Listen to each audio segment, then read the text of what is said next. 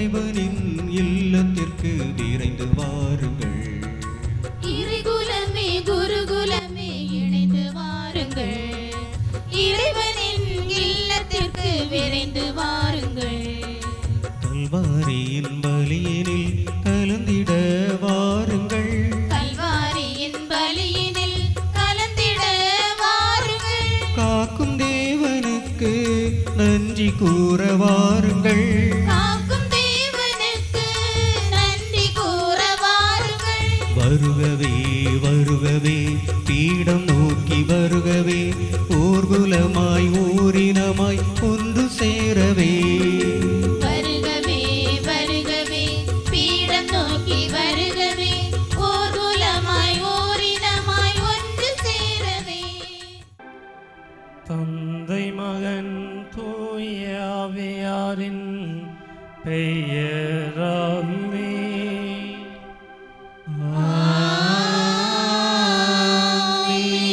நம் ஆண்டவராகிய இயேசு கிறிஸ்துவின் அருளும் தந்தையாகிய கடவுளின் அன்பும் வழி நடத்தும் தூய ஆவியாரின் நட்புறவும் உங்கள் அனைவரோடும் இருப்பதாக. ஆன்மாவோடும் இருப்பதாக. கிறிஸ்தரசர் ஆலயம் ஈத்தவள இறை சமூகத்தோடும் மாதா தொலைக்காட்சி நேயர்களோடும் இக்கல்வாரி பலியில் இணைய வந்துள்ள உங்கள் அனைவருக்கும் அன்பின் காலை வணக்கம். இன்றைய பலியின் மைய சிந்தனை நமது பணிக்காக யார் போவார் என்பதாகும். இன்றைய வாசகங்களில் எசாயா நான் தூய்மையற்ற உதடு கொண்ட மனிதன் என்கிறார். நான் திருத்தூதர் என அழைக்கப்பட தகுதியற்றவர் என்கிறார் பவுல். இயேசுவின் வார்த்தையின் வல்லமையை உணர்ந்த பேதுரு நான் பாவி என்று கூறினார். இவர்கள் தங்கள் பலவீனத்தை முன்மொழிந்தனர். ஆனால் தன்னுடைய இறை திட்டத்தில் மிகப்பெரிய பணியாளராக இறைவன் இவர்களை உயர்த்தினார். நாமும் நமது பலவீனத்திலும் இயலாமையிலும் நம்மால் முடிந்த இறைப்பணியை செய்து இறை திட்டத்தை நிறைவேற்றும் மக்களாவோம். எனது பணிக்காக யார் போவார் என்று இறைவன் நம்மை பார்த்து கேட்கும் போது, இதோ உமது திருவுளத்தை நிறைவேற்ற நான் வருகிறேன் என்னும் மனநிலை நம்மிடம் உள்ளதா என்னும் சிந்தனையுடன் பலியில் பக்தியுடன் பங்கு பெறுவோம். அன்புமிக்க சகோதர சகோதரிகளே, இந்த கல்வாரி பலியை நாம் மாதா டிவி வழியாக இந்த கல்வாரி பலியில் இணைந்து ஜெபிக்கக்கூடிய ஒவ்வொரு குடும்பத்தினருக்காகவும், மாதா டிவி நிறுவனர்களுக்காகவும், பணியாளர்களுக்காகவும், நமது பங்கு சமூகத்தினுடைய தேவைகளுக்காகவும் ஒப்பு கொடுத்து ஜெபிப்போம். சகோதர சகோதரிகளே, தூய மறை நிகழ்வுகளை நாம் தகுதியுடன் கொண்டாடும் பொருட்டு நமது குற்றங்களையும் குறைகளையும் பாவங்களையும் ஏற்று மனம் வருந்தி இறைவனிடம் மன்னிப்பு வேண்டுவோம். எல்லாம் வல்ல இறைவனிடமும் சகோதர சகோதரிகளே உங்களிடமும் நான் பாவியனை ஏற்றுக்கொள்ளுகிறேன். ஏனெனில் என் சிந்தனையாலும் சொல்லாலும் செயலாலும் கடமைகள் தவறியதாலும் பாவங்கள் பல செய்தேன். என் பாவமே என் பாவமே என் பெரும் பாவமே. ஆகையால் எப்பொழுதும் கன்னியான புனித மரியாதையும் வானதூதர் புனிதர் அனைவரையும் சகோதர சகோதரிகளே உங்களையும் நம் இறைவனாகிய ஆண்டவரிடம் எனக்காக வேண்டிக் கொள்ள மன்றாடுகிறேன். எல்லாம் வல்ல இறைவன் நம்மை திறக்க வைத்து நம் பாவங்களை மன்னித்து நம்மை முடிவில்லாத வாழ்விற்கு அழைத்துச் செல்வாராக. ஆமென்.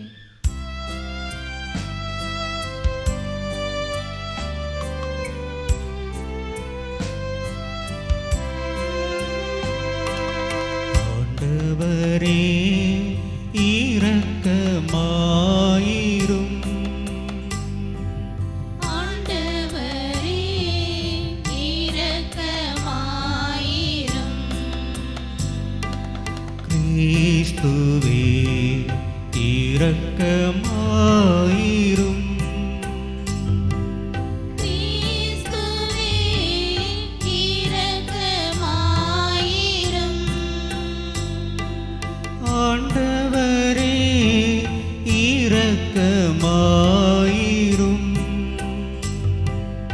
ஆண்டவரே இரக்கமாயிரும்.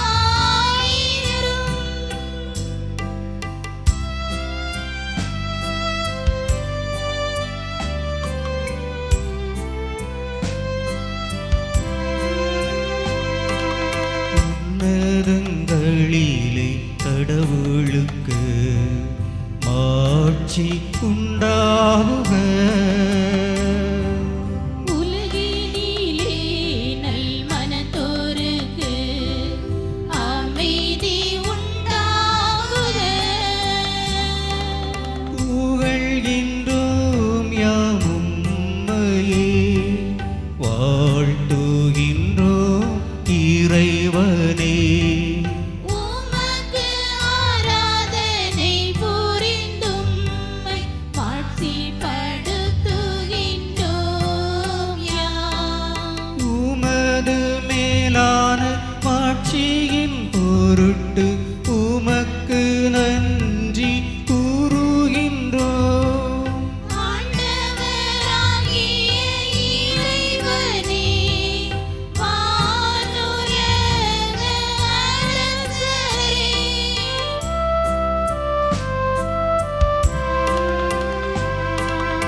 ஆற்றல் அனைத்தும் கொண்டிலங்கும் வல்ல தந்தை இறைவனே.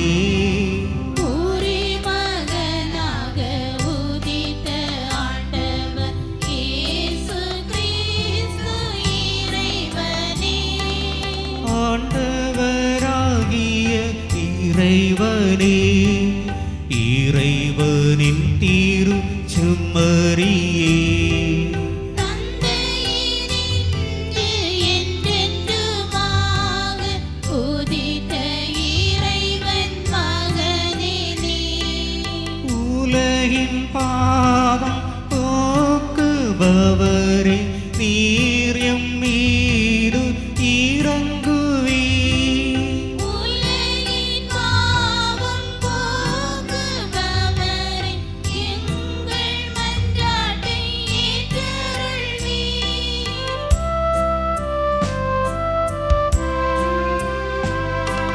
தந்தையின் வலப்பக்கம் வீற்றிருப்பவரே, நீர் எம் மீது இறங்குவீர். ஏனெனில் இயேசு கிறிஸ்துவே, நீர் ஒருவரே தூயவர்.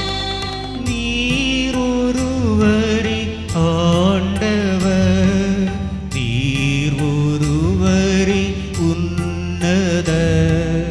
தூய ஆவியோடு தந்தை இறைவனே, மாட்சியில் இருப்பவர் நீரே. ஆமென். ஆமென்.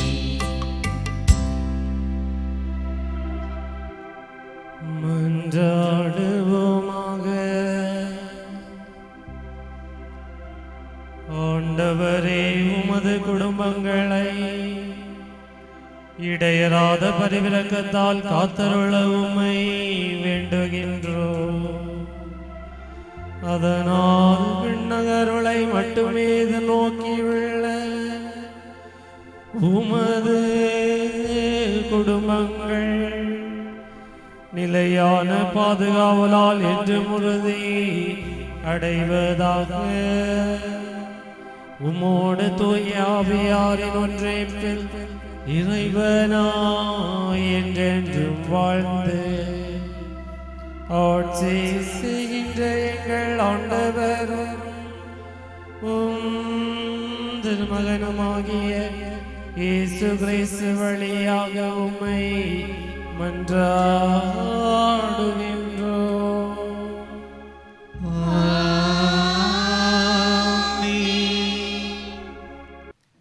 ஆண்டவரின் மாட்சியைக் கண்டு அஞ்சிய ஏசாயா தனது இறைவனுக்கு அறிக்கையிடுகின்றார். மேலும் தனது பாவங்கள் நீக்கி புது படைப்பாகின்றார். நமது பணிக்காக யார் போவார் என்ற இறைகுரலுக்கு இதோ நான் இருக்கிறேன் என்ற ஏசாயாவின் மனநிலை நமதாகட்டும் என்னும் சிந்தனையுடன் இவ்வாசகத்தை வாசிக்க கேட்போம். ஏசாயா 6வது அதிகாரம் 1 முதல் 8 வரை. உசியா அரசர் மறைந்த ஆண்டில் மிகவும் உயரமானதோர் அரியணையில் ஆண்டவர் அமர்ந்திருப்பதை நான் கண்டேன். அவரது தொங்கலாடை கோவிலை நிரம்பி நின்றது. அவருக்கு மேல் சேராபீன்கள் சூழ்ந்து நின்றனர். ஒவ்வொருவருக்கும் 6 இறக்கைகள் இருந்தன. ஒவ்வொருவரும் 2 இறக்கைகளால் தம் முகத்தை மூடிக்கொண்டனர். 2 இறக்கைகளால் தம் கால்களை மூடி மறைத்தனர். மற்ற 2ஆல் பறந்தனர். அவர்களுள் ஒருவர் மற்றவரை பார்த்து, படைகளின் ஆண்டவர் தூயவர், தூயவர், தூயவர், மண்ணுலகம் முழுவதும் அவரது மாட்சியால் நிறைந்துள்ளது என்று உரத்த குரலில் கூறிக்கொண்டிருந்தார். கூறியவரின் குரல் ஒலியால் வாயில் நிலைகளில் அடித்தளங்கள் அசைந்தன. கோவில் முழுவதும் புகையால் நிறைந்தது. அப்பொழுது நான், ஐயோ, நான் அழிந்தேன், ஏனெனில் தூய்மையற்ற உதடுகளை கொண்ட மனிதன் நான். தூய்மையற்ற உதடுகள் கொண்ட மக்கள் நடுவில் வாழ்பவன் நான். படைகளின் ஆண்டவராகிய அரசரை என் கண்கள் கண்டனவே என்றேன். அப்பொழுது சேராபீன்களுள் ஒருவர் பலிபீடத்திலிருந்து நெருப்பு பொறி ஒன்றை குறட்டால் எடுத்து அதை தம் கையில் வைத்துக்கொண்டு என்னை நோக்கி பறந்து வந்தார். அதனால் என் வாயை தொட்டு, இதோ இந்நெருப்பு பொறி உன் உதடுகளை தொட்டது, உன் குற்றப்பழி உன்னை விட்டு அகன்றது, உன் பாவம் மன்னிக்கப்பட்டது என்றார். மேலும் நான் யாரை அனுப்புவேன், நமது பணிக்காக யார் போவார் என வினவும் என் தலைவரின் குரலை நான் கேட்டேன். அதற்கு, இதோ நான் இருக்கிறேன், அடியேனை அனுப்பும் என்றேன். ஆண்டவரின் அருள்வாக்கு. இறைவனுக்கு நன்றி. மதிலுரை பாடல் திருப்பாடல் 138. நாம் பாட வேண்டிய பல்லவி, தெய்வங்கள் முன்னிலையில் உம்மை புகழ்வேன். தெய்வங்கள் முன்னிலையில் உம்மை புகழ்வேன்.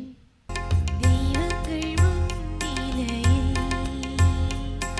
உம்மை புகழ்வேன். தெய்வங்கள் முன்னிலையில் உம்மை புகழ்வேன். தெய்வங்கள் முன்னிலையில் உம்மை புகழ்வேன்.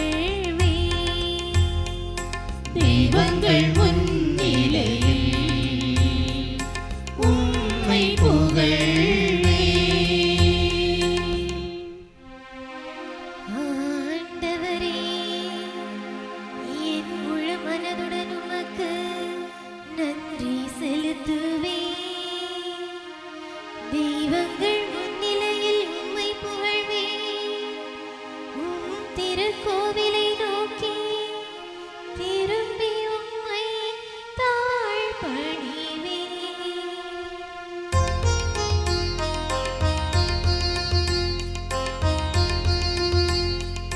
தெய்வங்கள் முன்னிலையில் உம்மை புகழ்வேன். தெய்வங்கள் முன்னிலையில் உம்மை புகழ்வேன். பேரன்மையும் உண்மையும் முன்னிட்டு உமது பெயருக்கு நன்றி செலுத்துவேன்.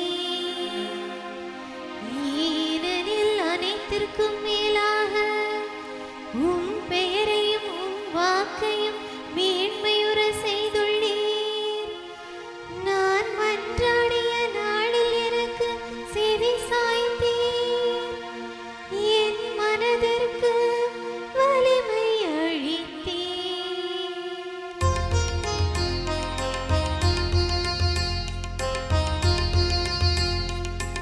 தெய்வங்கள் முன்னிலையில் உம்மை புகழ்வேன்.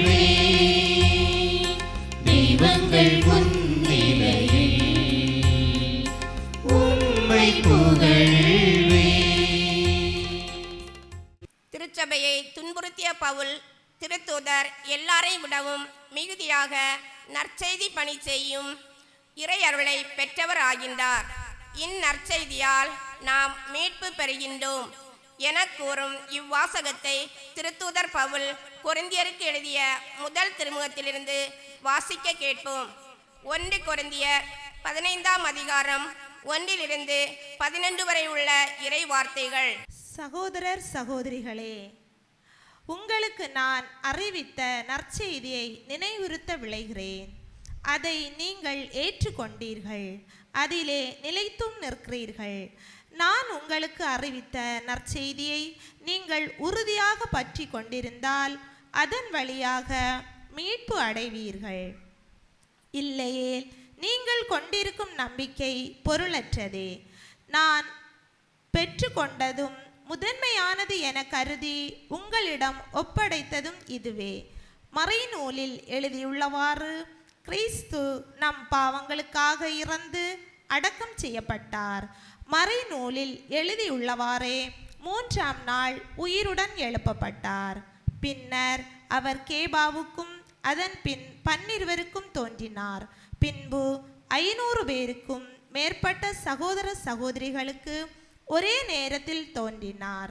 அவர்களுள் பலர் இன்னமும் உயிரோடு இருக்கின்றனர், சிலர் இறந்துவிட்டனர். பிறகு யாக்கோபுக்கும் அதன் பின் திருத்தூதர் அனைவருக்கும் தோன்றினார். எல்லாருக்கும் கடைசியில் காலம் தப்பி பிறந்த குழந்தை போன்ற எனக்கும் தோன்றினார். நான் திருத்தூதர்களுக்குடையே மிக கடையவன், திருத்தூதர் என அழைக்கப்பெற தகுதியற்றவன். ஏனெனில் கடவுளின் திருச்சபையை துன்புறுத்தினேன். ஆனால் இப்பொழுது நான் இந்த நிலையில் இருப்பது கடவுளின் அருளால்தான். அவர் எனக்கு அளித்த அருள் வீணாகி விடவில்லை. திருத்தூதர்கள் எல்லாரையும் விட நான் மிகுதியாக பாடுபட்டு உழைத்தேன். உண்மையில் நானாக உழைக்கவில்லை, என்னோடு இருக்கும் கடவுளின் அருளே அவ்வாறு உழைக்க செய்தது. நானோ மற்ற திருத்துதர்களோ யாராயிருந்தாலும் இதையே பறைசாற்றுகிறோம். நீங்களும் இதையே நம்பினீர்கள். ஆண்டவரின் அருள்வாக்கு. இறைவனுக்கு நன்றி. அல்லேலூயா அல்லேலூயா அல்லேலூயா அல்லேலூயா அல்லேலூயா அல்லேலூயா. என் பின்னே வாருங்கள், நான் உங்களை மனிதரை பிடிப்பவராக்குவேன். அல்லேலூயா அல்லேலூயா அல்லேலூயா.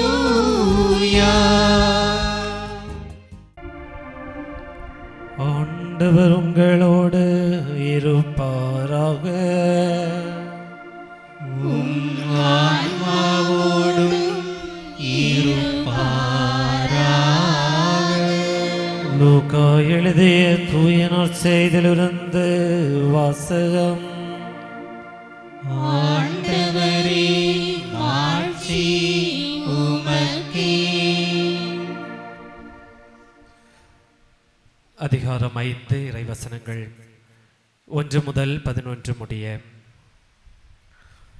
ஒரு நாள் இயேசு கெனசரேத்து ஏரிக்கரையில் நின்று கொண்டிருந்தார். திரளான மக்கள் இறை வார்த்தையை கேட்பதற்கு அவரை நெருக்கிக் கொண்டிருந்தனர். அப்போது ஏரிக்கரையில் 2 படகுகள் நிற்க கண்டார். மீனவர் படகை விட்டு இறங்கி வலைகளை அலசிக் கொண்டிருந்தனர். அப்படகுகளில் ஒன்று சீமோனுடையது. அதில் இயேசு ஏறினார். அவர் கரையிலிருந்து அதை சற்றே தள்ளும்படி அவரிடம் கேட்டுக்கொண்டு படகில் அமர்ந்தவாறே மக்கள் கூட்டத்திற்கு கற்பித்தார். அவர் பேசி முடித்த பின்பு சீமோனை நோக்கி, ஆழத்திற்கு தள்ளி கொண்டு போய் மீன் பிடிக்க உங்கள் வலைகளை போடுங்கள் என்றார். சீமோன் மறுமொழியாக, ஐயா, இரவு முழுவதும் நாங்கள் பாடுபட்டு உழைத்தும் ஒன்றும் கிடைக்கவில்லை. ஆயினும் உமது சொற்படியே வலைகளை போடுகிறேன் என்றார். அப்படியே அவர்கள் செய்து பெரும் திரளான மீன்களை பிடித்தார்கள். வலைகள் கிழிய தொடங்கவே மற்ற படகிலிருந்த தங்கள் கூட்டாளிகளுக்கு சைகை காட்டி துணைக்கு வருமாறு அழைத்தார்கள். அவர்களும் வந்து 2 படகுகளையும் மீன்களால் நிரப்பினார்கள். அவை மூழ்கும் நிலையில் இருந்தன.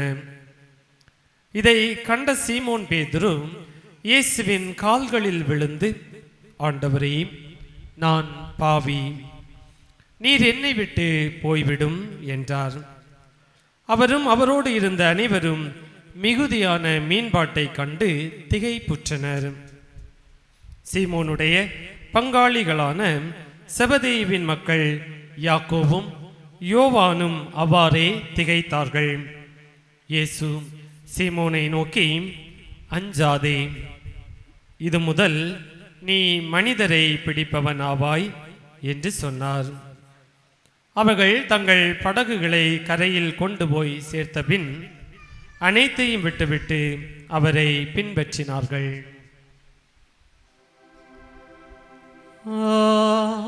ஆண்டவரின் அருள்வாக்கு. கிறிஸ்துவே உமக்கு புகழ். நாம் அனைவருமே காணாமல் போனவர்கள். நம்மையே நாம் தேடிக்கொண்டிருக்கின்றோம். இயேசுவில் அன்புமிக்க சகோதர சகோதரிகளே, மாதா தொலைக்காட்சி நேயர்களே, யூத கதை ஒன்று இவ்வாறு செல்கிறது. அவனுக்கு அதீத ஞாபக மறதி.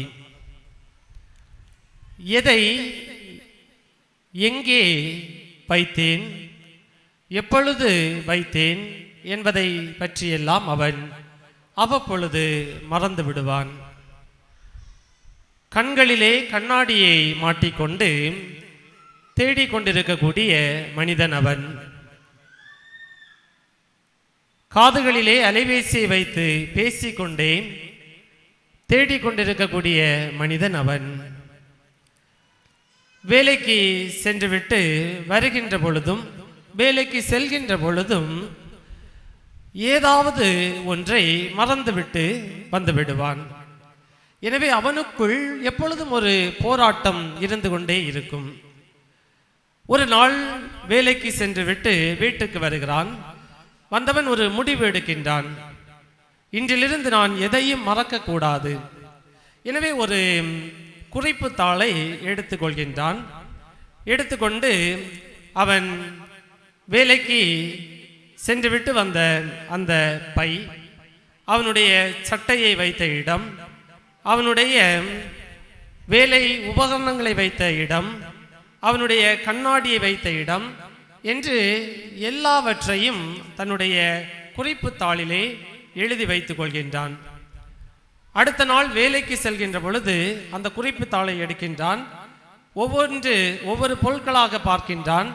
எல்லாவற்றையும் சரியாக எடுத்து வைத்துக் கொள்கின்றான். அவனுக்குள் ஒரு மகிழ்ச்சி, எதையும் நான் தவறவிடவில்லை என்கின்ற மகிழ்ச்சியோடு வீட்டை விட்டு செல்கின்றான். அப்பொழுதுதான் அவனுக்கு திடீரென்று இன்னும் ஒரு சந்தேகம் வருகிறது. நான் எங்கே, என்னை எங்கே வைத்தேன், என்னை தொலைத்து விட்டேனே என்று வீட்டுக்கு வந்து அவனை முழுவதும் தேடிக்கொண்டே இருக்கின்றான். நாள் முழுவதும் தேடினான். கடைசி வரை அவனால் கண்டுகொள்ள முடியவே இல்லை என்று அந்த கதையானது நிறைவுக்கு வருகிறது. இயேசுவில் அன்புமிக்கவர்களே, நாமும் பல வேளைகளில் இந்த மனிதனை போன்றுதான் நம்மையே தொலைத்து கொண்டவர்களாக தேடிக்கொண்டிருக்கின்றோம். பல வேளைகளில் நாம் நம்மை எங்கே தொலைத்தோம் என்பது தெரியவில்லை. பல வேளைகளில் நாம் நம்மை தொலைத்து விட்டோமோ என்பது கூட தெரியாமல் வாழ்ந்து கொண்டிருக்கின்றோம். வாழ்க்கை என்பதே தொலைந்து போன நம்மை மீண்டும் கண்டெடுப்பதற்கான ஒரு போராட்டம்தான். எனவே இந்த வாழ்க்கை என்னும் தேடலிலே ஒருவன் எப்பொழுது தன்னை தேடி கண்டடைந்து கொள்கின்றானோ அப்பொழுது அவன் ஞானம் பெற்றவனாக இருக்கின்றான். அப்பொழுது அவன் சிறந்த மாமேதையாக தன்னை உருமாற்றிக் கொள்கின்றான். ஏராளமான எடுத்துக்காட்டுகளை சொல்லலாம். வர்த்தமானர் என்கின்ற ஒரு இளைஞன் தன்னில் தொலைந்துவிட்ட ஒருவனை தேடுகின்றான். அதன் பிறகு மகாவீரராக தன்னை கண்டெடுக்கின்றான். சித்தார்த்தர் என்று அழைக்கக்கூடிய ஒரு இளைஞன் தன்னில் ஏதோ ஒன்று தொலைந்து போனதை உணர்கின்றான், தேடுகின்றான், புத்தராக வெளிவருகின்றான். ராமலிங்கம் என்கின்ற ஒரு மனிதன் தன்னை தொலைத்து விட்டதாக நினைத்து தேடுகின்றார். அவர் வள்ளலாராக புதிய வடிவத்தை பெறுகின்றார். திருவேங்கடநாதர் என்று அழைக்கக்கூடிய ஒரு மனிதரும் தனக்குள் ஏதோ தொலைந்ததை உணர்கின்றார், தேடுகின்றார், பட்டினத்தாராக புதிய உருவை பெறுகின்றார். ஆபிராம் என்கின்ற மனிதரும் தன்னுடைய வாழ்விலே எதையோ தேடுகின்றார், ஆபிரகாமாக புது உரு பெறுகின்றார். சவுல் என்பவனும் தன்னை தொலைத்து கொண்டு தேடுகின்றான், பவுலாக உருமாறுகின்றான். ஆக்னஸ் என்கின்ற ஒரு பெண்மணி தனக்குள் ஏதோ ஒன்று குறைபடுவதாக உணர்கின்றாள், தேடுகின்றாள், அன்னை தெரேசாவாக மாறுகின்றாள். ஆக நாம் தொலைந்து போனவர்கள், தொலைத்ததை தேடி கண்டுபிடித்து வாழுகின்ற பொழுது நமக்குள் இன்னும் ஒரு புதிய மனிதன் உருவாகின்றான். இயேசுவில் அன்புமிக்க சகோதர சகோதரிகளே, கிறிஸ்தவர்களாகிய நாம் அனைவருமே நம்முடைய திருமுழுக்கு தருகின்ற அழைப்பின்படி இறைவனுக்கு பணி செய்யக்கூடிய இறை ஊழியர்களாக மாற வேண்டியவர்கள். ஆனால் நாம் அனைவருமே அவ்வாறு மாறிவிடுவதில்லை. காரணம், நாம் நம்மை எங்கேயோ தொலைத்து விட்டோம். எனவேதான் ஆண்டவர் ஒவ்வொரு நொடி பொழுதும் நம்மை நோக்கி அழைக்கின்றார், எனது பணிக்காக யார் போவார்? அந்த கேள்வியை நம்மை நோக்கி கேட்கின்ற பொழுது நமக்குள் தொலைத்து விட்ட அந்த இறையடியாரை நாம் உணர்ந்து கொண்டோமே என்றால், இதோ நான் இருக்கின்றேன், உமது பணிக்காக நான் செல்கின்றேன் என்று நம்மால் பதில் தரலாம். எனவேதான் இன்றைய வழிபாடு நமக்கு எனது பணிக்காக யார் போவார் என்கின்ற மைய சிந்தனையை தாங்கி நிற்கின்றது. இதற்கு என்ன பதில் சொல்ல போகிறோம் என்பதுதான் இந்த வழிபாடு தருகின்ற கனியாக இருக்க முடியும். இறையேசுவில் அன்புமிக்கவர்களே, இன்றைய முதல் வாசகம் எசாயா இறைவாக்கினர் எழுதிய புத்தகம் 6வது அதிகாரம் 1-8 வரை வாசிக்க கேட்டோம். இதில் உசியா என்கின்ற ஒரு அரசனுடைய இறப்பு செய்தியானது தரப்பட்டிருக்கிறது. யார் இந்த உசியா என்கின்ற அரசன்? இவன் யூதாவை 52 ஆண்டுகளாக அதிகாரத்தோடு ஆட்சி செய்தவன். இந்த உசியா என்கின்ற அரசன் தனக்குள் தொலைந்து விட்டதை தேடுகின்றான். ஆனால் தவறான ஒன்றை கண்டுபிடிக்கின்றான். அவன் தன்னுடைய அதிகாரத்தை மீறினால், தன்னுடைய பேராசையினால் எல்லாம் தனக்குரியது என்று நினைக்கின்றான். தலைமை குருவாக தன்னை நினைத்துக் கொள்கின்றான். ஆண்டவருடைய ஆலயத்திற்கு செல்கின்றான். ஆண்டவருக்கு பணி செய்யக்கூடிய குருக்கள் செய்ய வேண்டிய பணியை இவன் செய்ய முயற்சி செய்கின்றான். ஆண்டவருக்கு தூபம் போடக்கூடிய பணியை இவன் செய்கின்றான். தன்னை தவறாக கண்டெடுத்துக் கொள்கின்றான். ஆண்டவருடைய பார்வையிலே தவறானதை செய்கின்றான். எனவே ஆண்டவர் அவனுக்கு தொழுநோயை கொடுக்கின்றார். தொழுநோய் பீடித்தவனாய் அவன் இறந்தும் போய் விடுகின்றான். அவனுடைய ஆட்சியிலே அவன் தொலைத்தது ஏராளம். மக்களுடைய நல்வாழ்வு, அவனுடைய அநீதியான வாழ்வினால் மக்களுக்குரிய நீதியை பறித்து விட்டான். ஊழல், ஏழைகளை ஒடுக்கியது, இப்படிப்பட்ட ஒரு அநியாய அரசை தான் அவனால் கட்டி எழுப்ப முடிந்தது. இந்த சூழ்நிலையில் மக்களுக்காக பணி செய்ய வேண்டும், யாரை அனுப்புவது என்று ஆண்டவர் நினைத்து கொண்டிருக்கின்ற பொழுது எசாயாவுக்கு காட்சியை கொடுக்கின்றார். எசாயா இறைவாக்கினரிடம் ஆண்டவர் கேட்கின்றார், எனது பணிக்காக யார் போவார் என்று. எசாயா இறைவாக்கினருக்கும் ஒரு குழப்பம். நான் எப்படி ஆண்டவருடைய பணிக்காக போக முடியும்? நான் தகுதி உள்ளவனாம் என்கின்ற ஒரு குழப்பத்திலே கடவுளிடம் சொல்கின்றான், கடவுளே, நான் எப்படி செல்ல முடியும்? என்னுடைய உதடுகள் தூய்மையற்ற உதடுகள், நான் வாழக்கூடிய மக்கள் தூய்மையற்ற உதடுகளை கொண்டவர்கள். எனவே இவர்களது நடுவில் இருந்து நான் எப்படி உமது பணியை செய்ய முடியும் என்று தனக்குள் அவன் தன்னையே தேடுகின்றான். ஆண்டவர் அந்த வேளையில் தான் அவனுக்கு அவருடைய தூய ஆவியை நெருப்பு பொறி வடிவில் கொடுக்கின்றான். அதை பெற்றவுடன் அவன் சொல்கின்றான், இதோ நான் இருக்கின்றேன், உமது பணியை செய்ய நான் இருக்கின்றேன் என்று எசாயா தனக்குள் ஒரு இறை ஊழியரை கண்டுகொள்கின்றார். தலை சிறந்த இறைவாக்கினராக மாறுகின்றார். இயேசுவில் அன்புமிக்கவர்களே, இன்றைய இரண்டாவது வாசகம் 1 கொரிந்தியர் புத்தகம் 15வது அதிகாரத்திலிருந்து எடுக்கப்பட்டுள்ளது. பவுலடியாரும் இதே போன்ற ஒரு சூழலில் தான் இருக்கின்றார். அவர் கொரிந்து நகர மக்களிடம் இருக்கக்கூடிய குழப்பங்களை எல்லாம் அறிகின்றார். அந்த கொரிந்து நகர மக்களிடம் ஏராளமான பிரச்சனைகள் இருக்கிறது, சந்தேகங்கள் இருக்கிறது. ஆண்டவர் இயேசு உயிர் தெழுந்தார் என்று மக்கள் சொல்கிறார்கள். ஆனால் அவருடைய சீடர்கள் எல்லோரும் இறக்கின்றார்கள், யாரும் உயிர் தெழவில்லையே.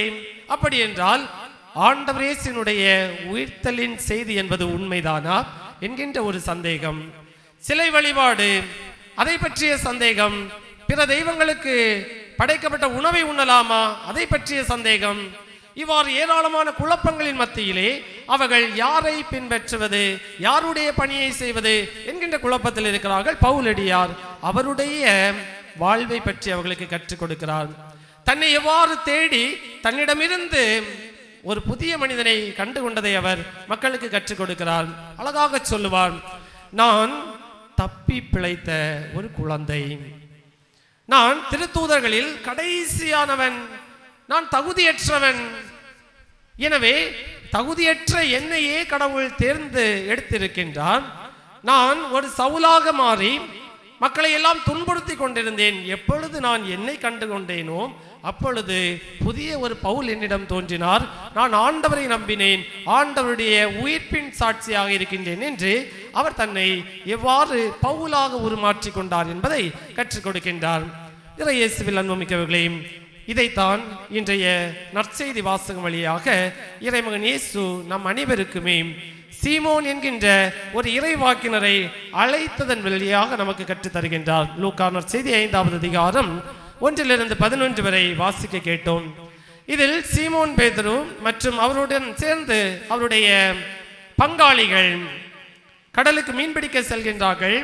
போதுமான அளவு மீன் கிடைக்கவில்லை. எனவே வருத்தத்தோடு அவர்கள் கரைகளிலே நின்று வலைகளை அலசி கொண்டிருக்கின்றார்கள். அந்த வேளையில் தான் இயேசு வருகின்றார்.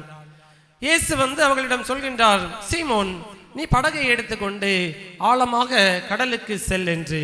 இயேசுவும் அவரோடு செல்கின்றார். வேறு வழி இல்லை, சீமோனும் ஆழமான கடல் பகுதிக்கு செல்கின்றார், வலைகளை வீசுகின்றார், ஏராளமான மீன்கள் கிடைக்கின்றது. இப்பொழுது சீமோனுக்குள் குழப்பம், இது எப்படி நடந்தது? அப்பொழுதுதான் இயேசுவை கண்டுகொள்கின்றார். உடனடியாக இயேசுவினுடைய காலடியிலே விழுந்து, நான் பாவி, என்னை விட்டு நீ சென்று விடும் என்று அவர் தன்னை ஒரு பாவியாக உணர்கின்றார். தன்னுடைய தேடலிலே தன்னை ஒரு பாவியாக அறிந்து கொள்கின்றார். இயேசுவில் அன்புமிக்கவர்களே, ஆனால் இயேசு அவரை பார்த்து, இன்று முதல் நீ மனிதரை பிடிப்பவன் ஆவாய் என்று கற்றுத் தருகின்றார். அவரை இறை ஊழியராக அழைக்கின்றார், அவருடைய பணி செய்வதற்கு. இயேசுவில் அன்புமிக்கவர்களே, நாமும் இறை ஊழியராக இறைவனுடைய பணி செய்ய வேண்டுமே என்றால், இன்றைய நற்செய்தி வாசகத்தில் இறைவன் சொல்வது போன்று நாம் மேலோட்டமாக கரைகளிலே நம்முடைய வாழ்வின் ஓரத்திலே நம்மை தேடிக்கொண்டிருந்தால் நம்மை நிச்சயமாக கண்டுகொள்ள முடியாது, தொலைந்து போனவர்களாகத்தான் இருப்போம். ஆனால் நாம் எப்பொழுது ஆழத்திற்கு செல்கின்றோமோ, நாம் எப்பொழுது நம்முடைய மனதின் ஆழத்திற்குள் செல்கின்றோமோ, நம்மையே முழுவதுமாக தேட ஆரம்பிக்கின்றோமோ, அப்பொழுதுதான் நமக்குள் இருக்கக்கூடிய இறை பணியாளரை, சமூக பணியாளரை நாம் கண்டுகொள்ளலாம். அப்பொழுதுதான் நாம், இதோ இறைவா, நான் இருக்கின்றேன், உமது திருவுளத்தை நிறைவேற்ற நான் வருகின்றேன் என்று நம்மால் சொல்ல முடியும். எனவே நம்முடைய வாழ்வை சிந்தித்து பார்ப்போம். நாம் எத்தனை தருணங்களில் ஆண்டவர் எனது பணிக்காக யார் போவார் என்று அழைக்கக்கூடிய கூக்குரலுக்கு செவி கொடுத்திருக்கின்றோம்? எத்தனை முறை நான் ஒரு பாவியாக என்னை தொலைத்திருக்கின்றேன் என்பதை உணர்ந்திருக்கின்றோம்? எத்தனை முறை நாம் வாழ்க்கையிலே நம்மை தேடிக் கொண்டிருக்கின்றோம்? எத்தனை முறை நாம் நம்முடைய பிள்ளைகளை, நம்முடைய உறவுகளை இறை அழைத்தலுக்காக, இறை பணிக்காக அனுப்புவதற்கு தயாராக இருந்திருக்கின்றோம்?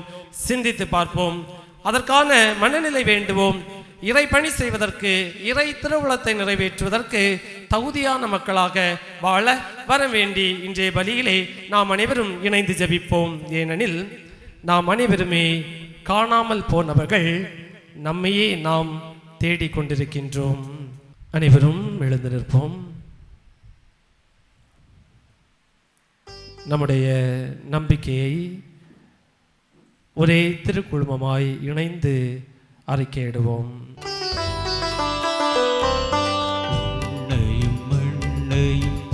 படைத்தவரா கடவுள் ஒருவர் இருக்கின்றார் தந்தை மகன் தூயாவியராய் ஒன்றாய் வாழ்வோரை நம்புகின்றேன் தூய ஆவியின் வல்லமையால் இறைமகன் நமக்காய் மனிதரானார். கன்னி மரியிடம் பிறந்தவராம் இயேசுவை உறுதியாய் நம்புகிறேன். பிலாத்துவின் ஆட்சியில் பாடுபட்டார் சிலுவையில் இறந்து அடக்கப்பட்டார் மூன்றாம் நாளில் உயிர் தெழுந்தார் இறப்பின் மீதே வெற்றி கொண்டார் விண்ணகம் வாழும் தந்தையிடம் அரியணை கொண்டு இருக்கின்றார்.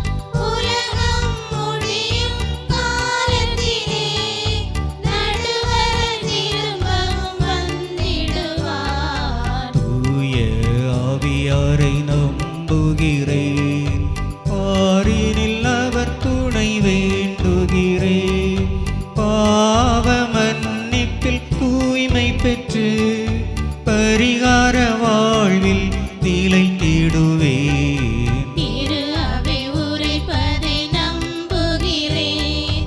புனிதர்கள் உறவை நம்புகிறேன். உடலின் உயிர்ப்பை நிலை வாழ்வை உறுதியுடனே நம்புகிறேன்.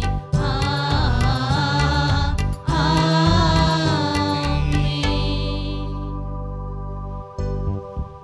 நம்மை எல்லாம் படைத்து வழிநடத்தி வருகின்ற ஆண்டவரிடம் நமது வாழ்வின் தேவைகளை எல்லாம் நம்பிக்கையோடு எடுத்து வைத்து ஜெபிப்போம். அன்பு தந்தையே இறைவா, உம் அன்பு திருமகனின் இறையாட்சியை இம்மண்ணில் மலர செய்யும் கருவிகளாக விளங்கிடும் திரு அவையின் இறைப்பணியாளர்களை நீர் நிறைவாக ஆசீர்வதியும். அவர்கள் எத்தகைய சோதனைகள் துன்பங்கள் மத்தியிலும் மனம் தளராமல் உமது பணியை திறம்பட செய்திட தேவையான உடலுள்ள ஆன்ம நலனை பொழிந்து பாதுகாத்து வழிநடத்திட வேண்டுமென்று இறைவா உம்மை மன்றாடுகிறோம். ஆண்டவரே, எங்கள் மன்றாட்டை கேட்டருளும். அன்பு இறைவா, எமது நாட்டை ஆளும் தலைவர்கள் மற்றும் அரசு அதிகாரிகளை உமது கரத்தில் தருகிறோம். அவர்கள் ஒவ்வொருவரும் தங்களுக்கு கொடுக்கப்பட்ட பொறுப்புகளை உணர்ந்து செய்யவும் ஏழை மக்களின் வாழ்வு ஏற்றம் பெறும்படியாக திட்டங்களை தீட்டவும் கடைநிலையில் இருக்கும் மக்களுக்கு வாழ்வு வளம் பெறும் வகையில் அவர்கள் பணி செய்திட வேண்டும் என்று இறைவா உம்மை மன்றாடுகிறோம். ஆண்டவரே, எங்கள் மன்றாட்டை கேட்டருளும். அறுவடையே மிகுதி வேலையாட்களோ குறைவு என்ற பொழிந்த அன்பு இறைவா, உமது நற்செய்தி பணியை மண்ணுலகில் பரப்பிட எமது சமூகத்தில் உள்ள இளையோருக்கு இளை அழைத்தல் பெருகிடவும் அவர்கள் இவ்வுலக போக்கின்படி வாழாமல் உமது மதிப்பீடுகளை பின்பற்றி அன்பு சமூகத்தை கட்டி எழுப்பவும் துணிவுடன் உமது பணியை செய்யவும் அருள் புரிய வேண்டும் என்று இறைவா உம்மை மன்றாடுகிறோம். ஆண்டவரே, எங்கள் மன்றாட்டை கேட்டருளும். கருணையின் உருவே எம் இறைவா, எமது சமூகத்தில் கடன் பாரங்களாலும் பல்வேறு நோய்களாலும் மனபாரங்களினாலும் கஷ்டப்படும் உம் அன்பு மக்களை உமது கரத்தில் தருகின்றோம். அவர்களுக்கு நீரே நல்ல துணையாளராக இருந்து அவர்களை சோதனைகளில் இருந்து விடுதலை கொடுத்து உரிய பாதுகாப்பை கொடுத்து ஆசீர்வதிக்க வேண்டுமென்று இறைவா உம்மை மன்றாடுகின்றோம். ஆண்டவரே, எங்கள் மன்றாட்டை கேட்டருளும்.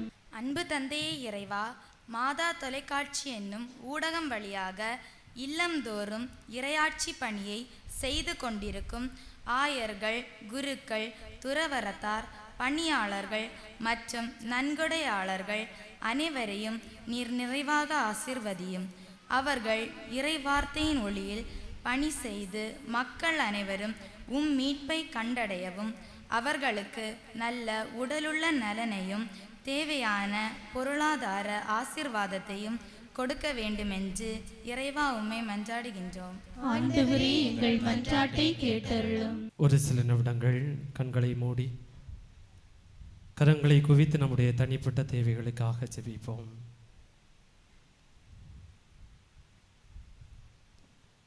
எங்கள் அடைக்கலமும் ஆற்றலுமான இறைவா, உமது மக்களாகி எங்களுடைய இறைபற்றுள்ள மன்றாட்டுகளுக்கு செவி சாய்த்தருளும். நாங்கள் நம்பிக்கையோடு உம்மிடம் கேட்டவற்றை நீர்தாமே தகுந்த வேளையில் எங்களுக்கு தந்து ஆசீர்வதிக்க வேண்டும் என்று எங்கள் ஆண்டவராகிய கிறிஸ்து வழியாக உம்மை நோக்கி மன்றாடுகின்றோம். ஆமென்.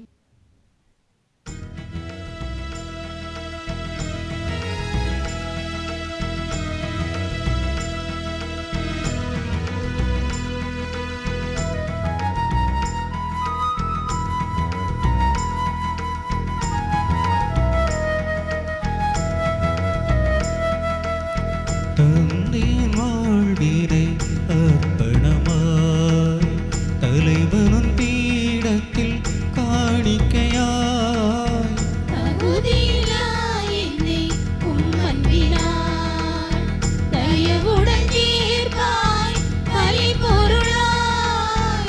தந்தை வாழ்வினை அர்ப்பணமாய்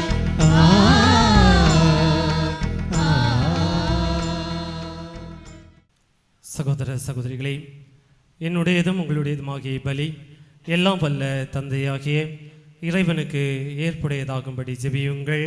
ஆண்டவர் தமது பேரின் புகழ்ச்சிக்காகவும் மாட்சிக்காகவும் நமது நன்மைக்காகவும் புனித திரு அவை அனைத்து நலன்களுக்காகவும் உமது கையிலிருந்து இப்பலியை ஏற்றுக்கொள்வாராக.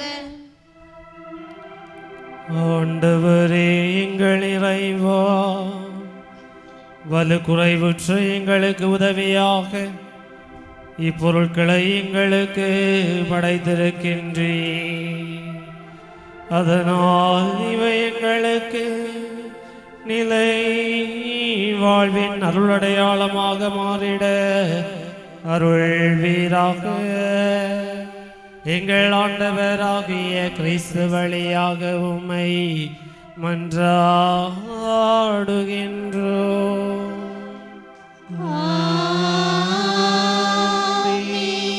ஆண்டவர் உங்களோடு இருப்பாராக. ஆன்மாவோடும் இருப்பாராக. இதை எங்களை மேலே எழுப்புங்கள். ஆண்டவரிடம் எழுப்பியுள்ளோம். நம் இறைவனாகிய ஆண்டவருக்கு நன்றி கூறுவோம். அது தகுதியும் நீதியும் ஆனதே. ஆண்டவரே, தூயவரான தந்தையே, இன்றுமுள்ள எல்லாம் வல்ல இறைவா, எங்கள் ஆண்டவராகிய கிறிஸ்து வழியாக இந்நாளும் எவ்விடத்திலும் நாங்கள் உமக்கு நன்றி செலுத்துவது மெய்யாகவே தகுதியும் நீதியும் ஆகும். எங்கள் கடமையும் மீட்புக்குரிய செயலுமாகும். ஏனெனில் கிறிஸ்து பிறந்து முன்னைய பாவ நிலையிலிருந்து மனிதரை புதுப்பித்தார். பாடுபட்டு எங்கள் பாவங்களை அழைத்து இறந்தோரிடமிருந்து உயிர்த்தெழுந்து நிலை வாழ்விற்கு வழிவகுத்தார். தந்தையே, அவர் உம்மிடம் விண்ணேறி வந்து விண்ணகத்தின் கதவுகளை திறந்து வைத்தார். ஆகவே வானதூதரணிகளோடும் புனிதரின் பெருந்திரளோடும் நாங்கள் சேர்ந்து உமக்கு புகழ்ச்சி பணி செய்து முடிவின்றி பாடுவதாவது: தூயவர், தூயவர், தூயவர்,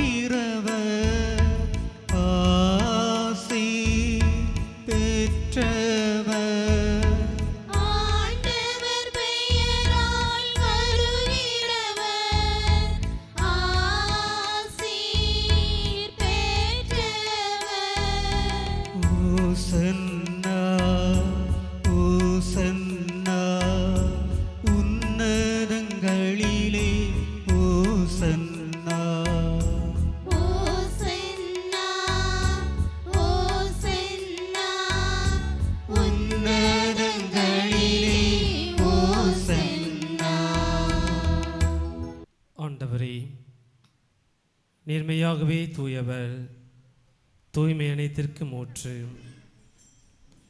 ஆகவே உம்முடைய ஆவியை பொழிந்து இக்காணிக்கைகளை தூய்மைப்படுத்த உம்மை தாழ்மையுடன் வேண்டுகின்றோம்.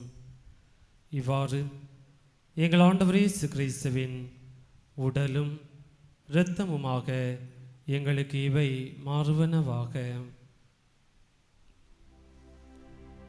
அவர் பாடுபட உளங்கனிந்து தம்மை கையளித்த போது அப்பத்தை எடுத்து நன்றி செலுத்தி அதை விட்டு தம் சீடர்களுக்கு அளித்து அவர் கூறியதாவது,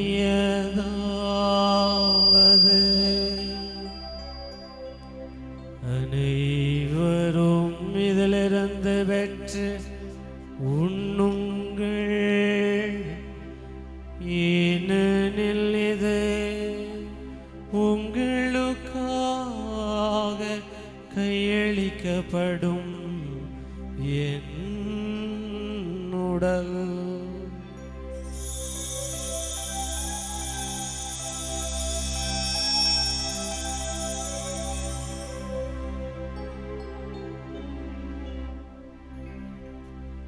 அவ்வண்ணமே இரவு விருந்தை அருந்தியவின் கிண்ணத்தையும் எடுத்து மீண்டும் உமக்கு நன்றி கூறி தம் சீடர்களுக்கு அளித்து அவர் கூறியதாவது,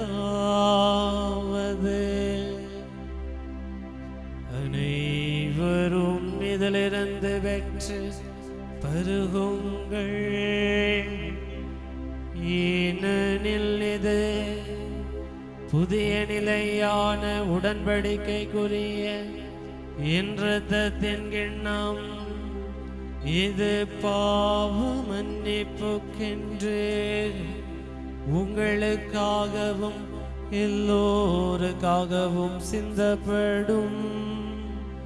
இதை என் நினைவாக செய்யுங்கள்.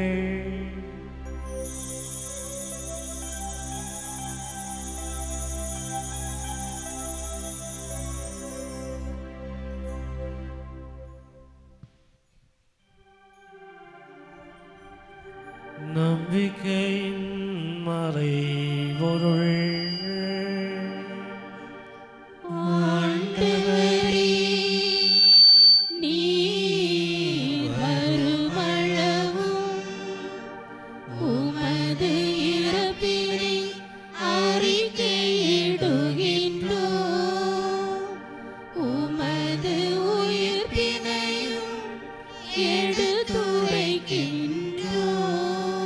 ஆகவே ஆண்டவரே, நாங்கள் கிறிஸ்துவின் இறப்பினையும் உயிர்ப்பினையும் நினைவு கூர்ந்து வாழ்வு தரும் அப்பத்தையும் மீட்பளிக்கும் கிண்ணத்தையும் மக்கு ஒப்புக் கொடுக்கின்றோம். உம் திருமண் நின்று மக்கு ஊழியம் புரிய தகுந்தவர்களை எங்களை ஏற்றுக்கொண்டீர். எனவே உமக்கு நன்றி செலுத்துகின்றோம். மேலும் கிறிஸ்துவின் உடலிலும் இரத்தத்திலும் பங்கு கொள்ளும் எங்களை தூய ஆவியார் ஒன்று சேர்க்க வேண்டும் என உம்மை தாழ்மையுடன் மன்றாடுகின்றோம். ஆண்டவரே, உலகெங்கும் பரவியிருக்கும் அது திரு அவையை நினைவு கூர்ந்தருளும். எங்கள் திருத்தந்தை பிரான்சிஸ், எங்கள் ஆயர் ஆல்பர்ட் அனஸ்தாஸ், எல்லா திருநிலையினராகிய அனைவரோடும் உமது திரு அவை அன்பில் நிறைவுற செய்தருளும். மேலும் உயிர்த்தலும் எதிர்நோக்குடன் தொழில்களும் எங்கள் சகோதர சகோதரிகளையும் இறந்தோர் அனைவரையும் இரக்கத்துடன் நினைவு கூர்ந்து உமது திருமுக ஒளியினுள் ஏற்றருளும். எங்கள் அனைவர் மீதும் இரக்கமாயிரும். கடவுளின் கன்னித்தாயான புனித மரியா, அவரது கணவரான புனித யோசேப்பு, புனித திருத்தூதர்கள், இவ்வுலகில் மக்கு உகந்தவராய் வாழ்ந்தோராகிய புனிதர் அனைவருடனும் நாங்கள் நிலை வாழ்வில் பங்கு கொள்ளும் தகுதி பெற்று உம் திருமகன் இயேசு கிறிஸ்து வழியாக உம்மை புகழ்ந்தேத்து வரமருள உம்மை மன்றாடுகின்றோம். இவர் வழியாக இவருடையவரில் எல்லாம் வல்ல இறைவனாகிய தந்தையே, தூய ஆவியாரின் ஒன்றேப்பில் எல்லா புகழும் மாட்சியும் என்றென்றும் உமக்கு உரியதே.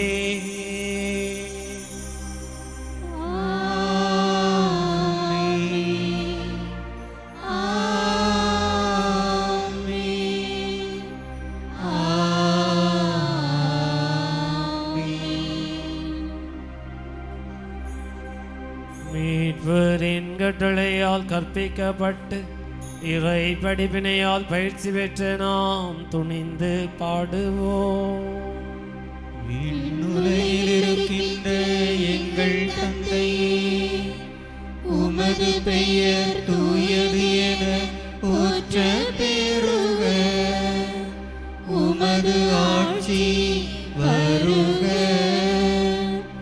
உமது திருவுளம் விண்ணுலகில் நிறைவேறுவது போல மண்ணுலகிலும் நிறைவேறுக. எங்கள் அன்றாட உணவை இன்று எங்களுக்கு தாரும். எங்களுக்கு எதிராக குற்றம் செய்வோரை நாங்கள் மன்னிப்பது போல எங்கள் குற்றங்களை மன்னியும். எங்களை சோதனைக்கு உட்படுத்தாதேயும், தீமையிலிருந்து எங்களை விடுவித்தருளும். ஆண்டவரே, தீமை அனைத்திலிருந்தும் எங்களை விடுவித்து எங்கள் வாழ்நாளில் அமைதியை கனிவுடன் அருள உம்மை மன்றாடுகின்றோம். உமது இரக்கத்தின் உதவியா நாங்கள் பாவத்திலிருந்து எப்போதும் விடுதலை பெற்று யாதொரு கலக்கமுமின்றி நலமாயிருப்போமாக. நாங்கள் இது நோக்கி இருக்கும் பேரின்பத்திற்காகவும் எமீட்பராகிய இயேசு கிறிஸ்துவின் வருகைக்காகவும் காத்திருக்கின்றோம். ஆட்சியும் வல்லமையும் மாட்சியும் என்றென்றும் உமதே. ஆண்டவரே இயேசு கிறிஸ்துவே, அமைதியை உங்களுக்கு விட்டு செல்கின்றேன். என் அமைதியை உங்களுக்கு அளிக்கின்றேன் என்று உம் திருத்தூதர்களுக்கு மொழிந்தீரே. எங்கள் பாவங்களை பாராமல் உமது திரு அவையின் நம்பிக்கையை கண்ணோக்கி உமது திருவிழத்திற்கு ஏற்பதற்கு அமைதியும் ஒற்றுமையையும் அளித்தருள்வீராக. என்றென்றும் வாழ்ந்து ஆட்சி செய்கின்றவர் நீரே.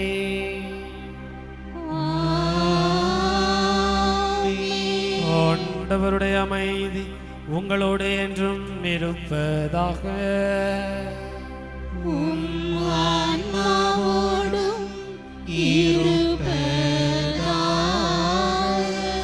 இறைமகன் இயேசு அருளி சென்ற அமைதியை ஒருவர் மற்றவரோடு அன்புடன் பரிமாறிக்கொள்வோம்.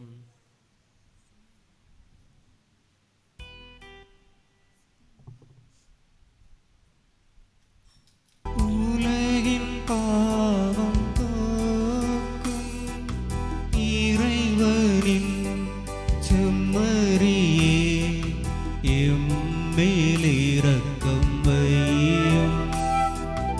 உலகின் பாவம் போக்கும் இறைவனின் செம்மறியே, எம்மேல் இரக்கம் வையும். உலகின் பாவம் போக்கும் இறைவனின் செம்மறியே, எமக்கு அமைதி அருளும். எமக்கு அமைதி அருளும். இதோ இறைவனின் செம்மறி, இவரே உலகின் பாவங்களை போக்குகின்றவர். இந்த செம்மறியின் திருவிருந்திலே பங்கு உள்ள தகுதியான நாம் அனைவருமே பேறு பெற்றவர்கள். ஆண்டவரே, நீர் என் இல்லத்தில் எழுந்தருள நான் தகுதியற்றவள். ஆனால் ஒரு வார்த்தை மட்டும் சொல்லி அருளும், எனது ஆன்மா நலமடையும். கிறிஸ்துவின் திருவுடலும் திரு ரத்தமும் என்னை காத்து எனக்கு நிறைவாழ் அளிப்பதாக. ஆமென்.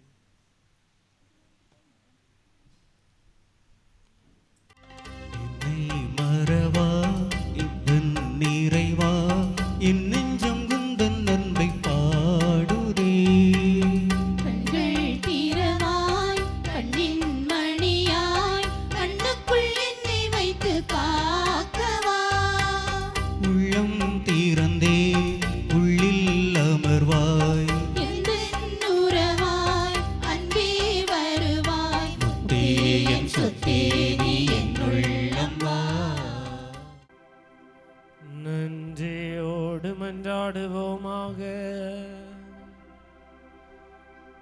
ஆண்டவரே, ஒரே அப்பத்திலும் ஒரே கிண்ணத்திலும் நாங்கள் பங்கேற்க திருவிழமானீரே. அதனால் கிறிஸ்துவுக்குள் நாங்கள் ஒன்றிணைக்க பெற்று உலகின் மீட்புக்காக நற்கனி தந்து மகிழ்ந்து வாழ எங்களுக்கு அருள்வீராக. எங்கள் ஆண்டவராகிய கிறிஸ்து வழியாக உம்மை மன்றாடுகின்றோம்.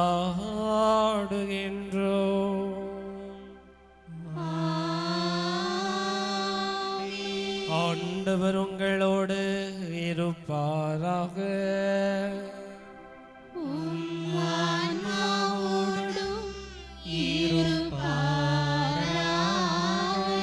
எல்லாம் வல்ல இறைவன் தந்தை, மகன், தூயாவியார் நம் அனைவரையும் ஆசீர்வதிப்பாராக.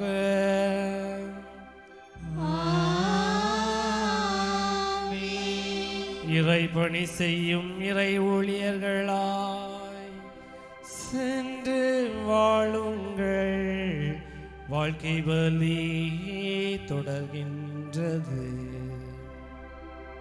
இறைவனுக்கு நன்றி.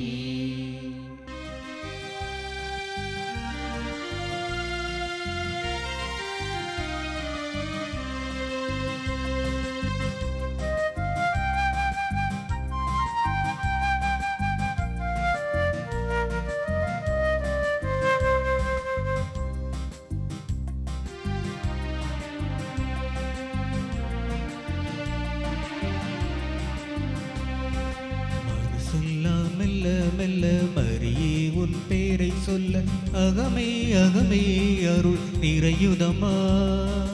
பூக்கும் நந்தவனம் போல் எந்தன் மனம் தினம் அருளால் அருளால் அம்மா உன்னருளால். கைத்தாளம் போடுவோம் மகிழ்ந்து கூடுவோம், எக்காலம் ஊதுவோம் புகழ்ந்து பாடுவோம். ஜபமாலை சூட்டி மங்களங்கள் கூறுவோம். மனசெல்லாம் மெல்ல மெல்ல மரியே உன் பேரை சொல்ல அகமே அகமே அருள் நிறையுதமா.